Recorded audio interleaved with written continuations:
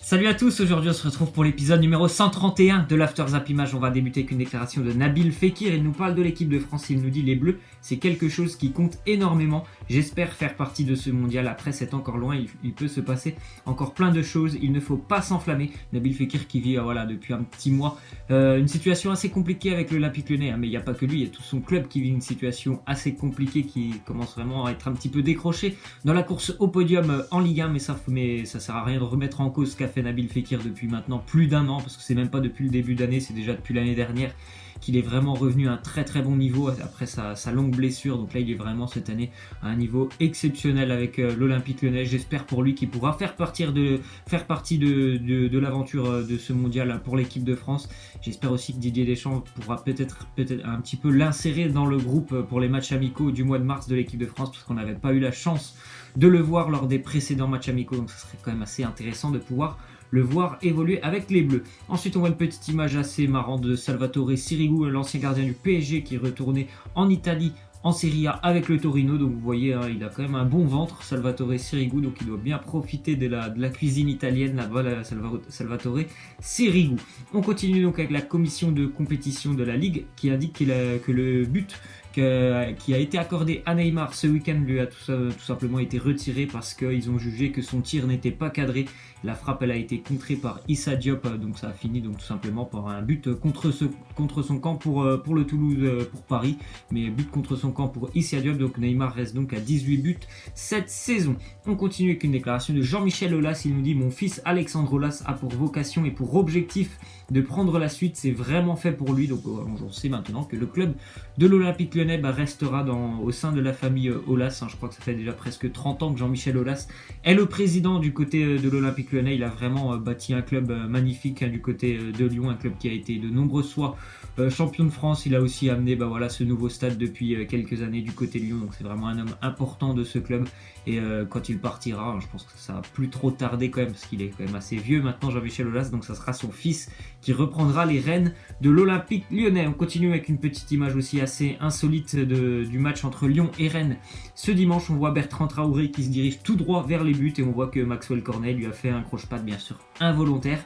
Mais voilà, ça aurait pu faire occasion de but pour l'Olympique Lyonnais. Donc, voilà, pour ce match face à Rennes, c'est vraiment un match à oublier pour l'Olympique Lyonnais. Rien ne s'est passé correctement pour les Lyonnais lors de ce match. Une défaite à domicile qui leur coûte des points importants dans cette course à la Ligue des Champions. Les Lyonnais qui sont maintenant 4e à 4 points du 3e, l'Olympique de Marseille. Donc un petit peu décroché. Il faudra vraiment répondre présent ce week-end pour les Lyonnais, sous peine de voir les Marseillais et les Monégasques prendre beaucoup trop de points d'avance, et ce serait compliqué pour la fin d'année lyonnaise. Ensuite, on voit que la Ligue de football professionnel annonce que le dossier Mario Balotelli, qui assure avoir entendu des cris de singe à son encontre, sera étudié jeudi par la commission de discipline. Je vous en avais parlé, c'était ce week-end à Dijon, donc on en saura un petit peu plus ce jeudi. Je pense que la commission de discipline va utiliser les bandes-sons de la tribune qui est concernée, tribune du stade Gaston Gérard à Dijon, et on en saura un petit peu plus si il y a eu des insultes. Bien sûr, j'espère que la tribune sera condamnée pour le prochain match du DFCO. On continue avec une déclaration de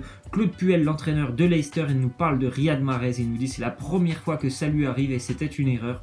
Mais la chose la plus importante, c'est d'aller de l'avant et d'arranger la situation. Je pense que c'est vraiment ce qu'est en train de faire Riyad Mahrez. Il a compris que ça ne servait à rien de ne pas s'entraîner avec Leicester. Ça pourrait plutôt être défavorable pour lui dans le futur que l'aider, parce que voilà, c'est sûr qu'il ne doit vraiment pas être heureux de continuer la saison avec Leicester. Mais voilà, c'est mieux pour lui de terminer la saison en essayant d'aider Leicester, de marquer, de continuer à augmenter ses statistiques, et puis de profiter pourquoi pas d'un départ cet été. On verra ce que la direction de Leicester fera sur le dossier Riyad Mahrez cet été. J'espère pour lui qu'il pourra quitter Leicester parce qu'il le mérite et parce qu'il a aussi, je pense, le niveau de jouer beaucoup plus haut qu'à Leicester.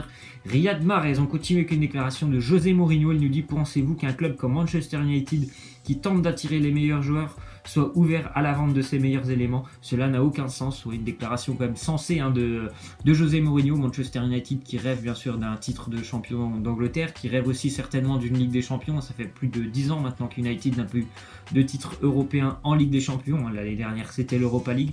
Donc il parle surtout, il a fait cette petite déclaration surtout avec le cas David De Gea qui est constamment inclus dans les rumeurs de transfert du côté du Real Madrid. Et c'est vrai que Manchester United, s'ils ont fait venir par exemple Paul Pogba, Lukaku, encore Alexis Sanchez, c'est pas pour perdre d'autres éléments. Donc je pense que David De Gea, il va rester à United à moins que le Real Madrid ne propose vraiment une indemnité de transfert assez énorme, parce que voilà, United veut redevenir un très grand d'Europe. On continue avec une déclaration d'Alvaro Morata. Il nous dit: Messi est inarrêtable. Si nous ne parvenons pas à obtenir un bon résultat ici, nous devrons jouer de manière défensive et essayer de les ennuyer autant que possible. Ça sera la semaine prochaine, cette double confrontation entre Chelsea et Barcelone. Un Chelsea qui est vraiment pas très bien en ce moment, même si hier ils se sont imposés en première ligue, ils sont vraiment pas très bien. Le Barça qui est quand même, là, je pense, la meilleure équipe d'Europe avec City en ce moment. Donc ça va vraiment être un duel de style. Je pense que bien sûr le Barça aura énormément de possession de balle et puis Chelsea va se contenter de défendre. C'est le style de jeu d'Antonio Conte. Je pense qu'il va faire un petit bloc, un bloc assez serré, assez compact, ce qui peut quand même poser des problèmes à Barcelone. Ce genre de bloc un petit peu comme l'Atlético peut le faire en Liga, ça peut poser des problèmes au Barça. On verra ça la semaine prochaine. Ça risque vraiment d'être une très très belle confrontation, ce match entre Chelsea et le Barça. Et d'ailleurs, pour la petite anecdote, Chelsea n'a jamais perdu face au Barça en Ligue des Champions. Donc on verra la semaine prochaine s'il y aura une première défaite ou pas. Ensuite, on voit que Messi craint 4 adversaires pour le prochain Ballon d'Or. Il nous dit que maintenant il y a plusieurs grands joueurs qui peuvent prétendre au Ballon d'Or. L'année dernière, ils étaient seulement 2. En gros, il y avait lui et Ronaldo. Neymar n'était même pas inclus dedans. Maintenant, il inclut Neymar, Mbappé, Suarez. Donc, ils sont 5 avec Ronaldo plus lui à pouvoir prétendre au Ballon d'Or. Il n'a pas inclus Paulo Dybala qui fait, depuis 3-4 mois, c'est assez compliqué pour Paulo Dybala à la Juventus. Mais je ne sais pas si ça va lui faire plaisir, venant de son coéquipier argentin, d'entendre que Lionel Messi ne l'inclut pas dedans. En tout cas, Messi craint maintenant qu'il y a beaucoup plus de monde et beaucoup plus d'adversité pour le Ballon d'Or. Ensuite, on voit les statistiques et le changement d'approche de Cristiano Ronaldo avec le Real Madrid. Donc plus les années passent et plus Cristiano Ronaldo prend de l'âge, et plus on voit qu'il frappe de l'intérieur de la surface. On voit que maintenant, en 2017-2018, 3 tirs sur 4 de Cristiano Ronaldo partent de la surface, alors que par exemple en 2012-2013 c'était 1 tir sur 2 dans la surface, donc il tirait aussi beaucoup de loin. Et maintenant c'est beaucoup plus dans la surface pour Cristiano Ronaldo, ce qui peut bien sûr gêner Karim Benzema. Voilà le manque d'efficacité de Karim Benzema qui peut être un petit peu causé par Cristiano Ronaldo, qui est beaucoup plus aussi en poste de numéro 9 que Cristiano Ronaldo. Donc on voit les stats, c'est les pires statistiques de Benzema depuis qu'il est arrivé au Real Madrid, donc 6 buts cette saison. Voilà, c'est un petit peu causé déjà par l'omniprésence de Ronaldo dans la zone de but que devrait occuper bien sûr Karim Benzema, et aussi parce que le Real Madrid fait vraiment un très mauvais début de saison. Il n'y a pas que Benzema qui n'est pas très bon, le Real a fait un début de saison assez compliqué. Ensuite, on voit une déclaration de Zidane. Il nous dit: sélectionneur de l'équipe de France, ce n'est pas l'actualité. Pour le moment, l'actualité c'est ce que je fais à Madrid, c'est ce que je vis aujourd'hui. On verra comment ça va se passer. C'est un autre challenge. Donc voilà, pour Zidane, il va jouer quand même un petit peu son navire sur cette double confrontation face au Paris Saint-Germain. On espère tous, je pense qu'il va finir un jour par être sélectionneur de l'équipe de France. On verra, ça se fera certainement dans les prochaines années. On continue avec les meilleurs buteurs d'Europe depuis la saison 2012-2013. On voit que Cristiano Ronaldo et Lionel Messi sont loin devant, à 2 buts d'écart. Après, on voit quand même Luis Suarez qui a énormément marqué avec Liverpool et le Barça. Robert Lewandowski, Edinson Cavani aussi, Zlatan Ibrahimovic, Agüero, Aubameyang, Gonzalo Higuaín et Haritz Aduriz. Ma petite surprise en 10e place, Haritz Aduriz, le joueur de l'Athletic Bilbao. Ensuite, on voit les meilleurs passeurs décisifs cette saison en Europe. Donc Kevin De Bruyne qui est toujours premier, 14. En plus, il en a mis 3 passes décisives ce week-end pour Sergio Agüero. Donc Kevin De Bruyne vraiment amplement mérité cette première place, tellement il a une vision de jeu qui est vraiment magnifique, ce joueur Kevin De Bruyne. On continue avec une petite déclaration d'un dirigeant du Borussia Dortmund. Il nous dit: Michy Batshuayi n'est pas venu à Dortmund pour repartir aussi vite. Cela dit, s'il continue à marquer lors de chaque match, ça va devenir de plus en plus compliqué. Sauf peut-être s'il dit clairement qu'il veut rester à Dortmund. Donc Michy Batshuayi, il est venu dans l'optique de prendre du temps de jeu, de marquer des points pour revenir à Chelsea l'année prochaine. Mais moi j'espère par exemple qu'il va déjà pouvoir continuer sa très bonne forme actuelle du moment.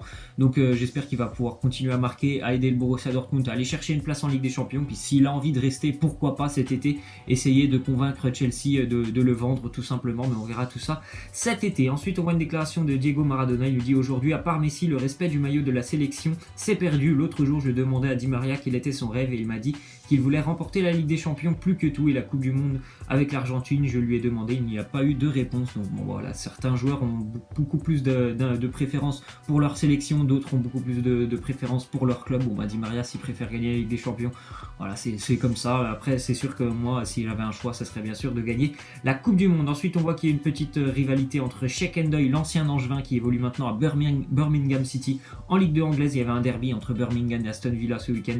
Sheikh Ndoye qui a répondu vraiment aux petites attaques un petit peu de John Terry, il l'a étranglé tout simplement. Sheikh Ndoye, il a été bien sûr exclu pour son vilain geste. On va terminer avec la question de fin. Le match de Ligue des Champions ce soir, un bal Manchester City et aussi Juventus Tottenham. Je vais vous demander les pronos pour ce bal Manchester City. Pour moi, je vois une victoire des Citizens 2-0 pour Manchester City. Vous pouvez me laisser en commentaire, vous, les petits pronos que vous avez pour ce match. Voilà, c'est la fin de cet After Zapping. J'espère que ça vous aura plu. N'hésitez pas à lâcher des likes, à vous abonner. Moi, je vous laisse et je vous dis à la prochaine. Ciao!